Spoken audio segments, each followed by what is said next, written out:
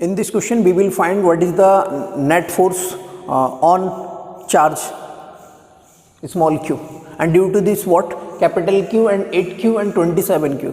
Okay, so some charges are given like a q and 8q, 27q and up to what 1000q and having a separate distance for d and d. सबके पास मतलब ये question क्या होगा, बहुत सारे charges रखे हुए हैं, ठीक है, और हमको जो नेट फोर्स कैलकुलेट करना है किस पर फाइंड आउट करना, क्यू पर फाइंड आउट करना. Then I am how to find out. Okay, और ये कहाँ तक है सर, इन्फिनिट तक है. तो हमको जब भी ऐसे कुछ अरेंजमेंट गिवन है कि सम चार्जेस गिवन है, कुछ डिस्टेंस पे गिवन है, then we will use what, Coulomb's law.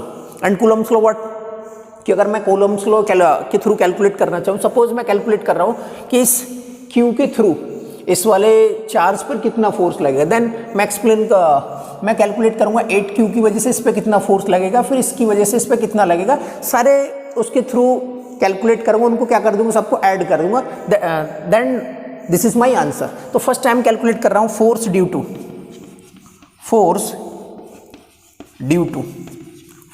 q, है ना, force due to q on small q. मतलब इसकी वजह से मेरे को इस पर फोर्स फाइंड आउट करना. तो फॉर्मूला क्या हो जाएगा सर, फॉर्मूला होता है न्यूटन्स का, हमको पता है F is equal to what 1/4 pi epsilon q. दोनों चार्ज का सर मल्टीप्लाई करना है, जिसके बीच में हमको फोर्स कैलकुलेट करना है, दोनों चार्ज का मल्टीप्लाई, और सर जो भी डिस्टेंस गिवन है उसका स्क्वायर करना. तो इन दोनों चार्ज का मल्टीप्लाई किया, q इंटू क्यू ऐसा लिखा, देन जो डिस्टेंस है उसका क्या करना, डिस्टेंस कितना है d². ओके, तो ये हो गया सर हमारे due to the reason of what 1. Suppose मैं इसके थ्रू किसके थ्रू कैलकुलेट करना चाह रहा हूँ, अभी मैं किसके थ्रू कैलकुलेट करना चाह रहा हूँ, 8q के थ्रू. तो मैं इसके थ्रू कैलकुलेट करूँगा, तो सपोज इसका मैंने अज्यूम कर लिया वो है F2.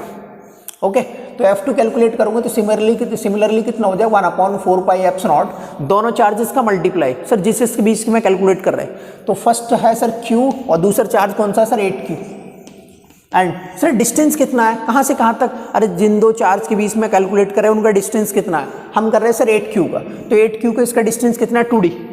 ठीक है, कितना होगा 2d. तो क्या हो जाएगा 2d का स्क्वायर. तो आप इसको कैसे लिख सकते हैं सर, इसको लिख सकते हो 1/4 पाई एप्सिलॉन, ये होगा 8q डिवाइडेड बाई व्हाट 2 का स्क्वायर कितना होता है 4. तो आप लिखेंगे 4d². ओके, और 4 से ये कैंसिल हो जाएगा, तो आप इसको लिख सकते हैं, सपोज ये एक कांस्टेंट है ना, इसको मैंने अज्यूम कर लिया कांस्टेंट है, तो आप इसको लिख सकते k 2q into q upon what d².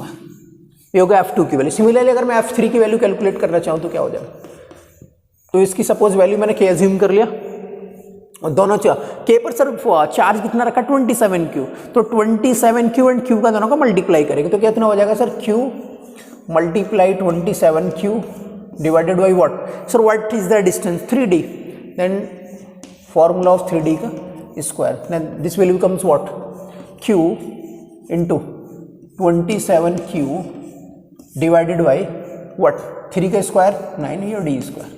तो ये हो जाएगा आपके पास k 3q divided by d². तो आपको ना एक कुछ पैटर्न दिख रहा होगा. हाँ सर, मेरे को ऑब्जर्वेशन दिखा कि यहाँ पर अगर इसको मैं अज्यूम कर लूँ k है, तो ये आपको दिखेगा q upon d². This is what F1, है ना. F1 के में सर हमको ऐसा दिखा, F2 में यहाँ पर मेरे को 2 दिखा, एंड F3 में मेरे को क्या दिखा 3. हमको कब तक जाना है, अप टू 10 तक. तो आप जब ऐड करेंगे, तो अगर मैं टोटल फोर्स ऐसा ही लिखना चाहूँ, है ना, नेट फोर्स कैलकुलेट करना चाहूँ, तो ये कहाँ तक है sir F1 plus F2 plus F3 up to कब तक, अप टू 10. सर ये तो मेरे को जाना पहचाना रिजल्ट लग रहा. ये तो एक नेचुरल नंबर का सम करना है ना. तो यहाँ से अगर मैं सबको कॉमन ले लूँगा, तो इसमें अगर यहाँ से मैंने सपोज k कॉमन ले लिया ना, यहाँ से k कॉमन ले लिया या फिर F कॉमन ले लिया, तो फिर यहाँ पर क्या बचेगा, है ना. यहाँ से इतना कॉमन ले रहा हूँ, ऐसा अज्यूम कर लिया, इसको मैंने F अज्यूम कर लिया ना F0. तो अगर इसको लिखेंगे तो मैं एक कॉमन ले रहा हूँ, तो यहाँ से हो जाएगा सर 1 मिलेगा, यहाँ पर 2 मिलेगा, यहाँ पर 3, यहाँ पर 4, अप टू कहाँ मिलेगा सर 10 तक मिलेगा. ठीक है, और ये जो मैंने रिजल्ट में सपोज मान लो F0 है, और ये मेरा रिजल्टेंट फोर्स. तो अगर मैं इसको कैलकुलेट करूँगा, ये तो सर हमको लग रहा है ना, ये क्या नेचुरल नंबर का सम, ये क्या होता है n इंटू n प्लस 1/2. पता है ना आपको, नहीं पता है तो देख लो, n इंटू n प्लस 1/2 होता है सर.